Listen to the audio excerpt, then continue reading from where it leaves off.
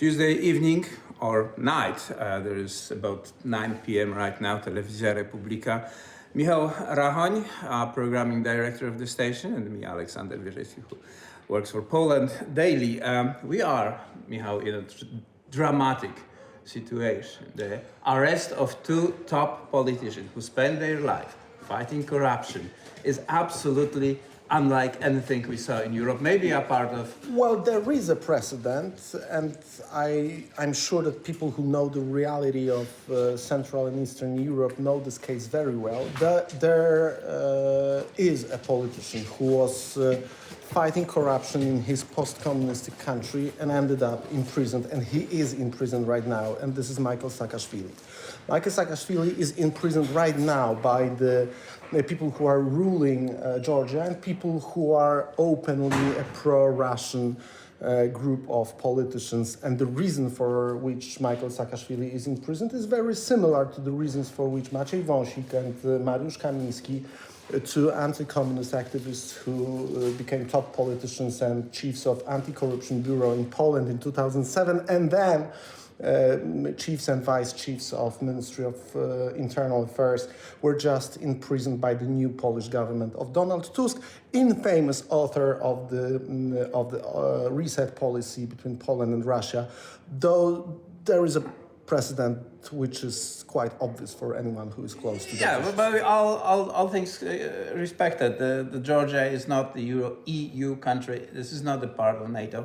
It's still in the shadow of Russia, which extends its influences very far in this country. We are in the center of Europe around us, except Belarus and Putin's Russia. The countries tend to be democratic and following the rules.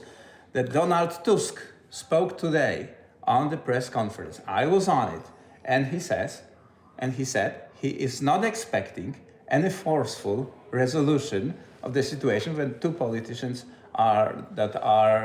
So let's make the facts straight.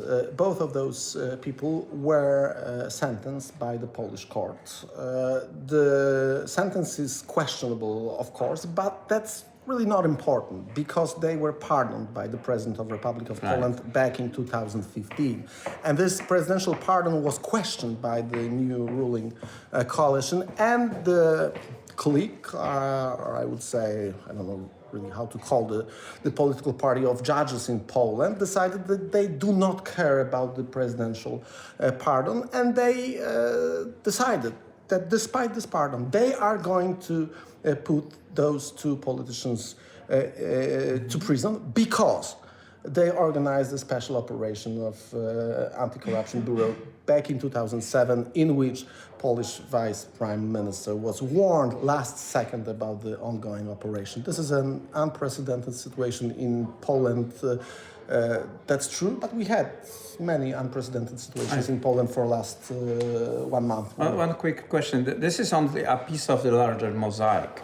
The ruling coalition wanted to force president to reissue his pardon these days in order to question all his I don't think decisions. It's that important to go into it. Yes, you are right, that's true. But the bottom line is that those two top-tier opposition politicians in Poland were pardoned by the president. And the courts, the Polish police, the new ruling party, the party of authors of reset policy ruled by Donald Tusk, decided to put them in prison only 2 weeks after they decided to switch off, to pull the plug from the Polish television. And this is the thing that happened only once in the history of Poland, on the night of the martial law in 1981.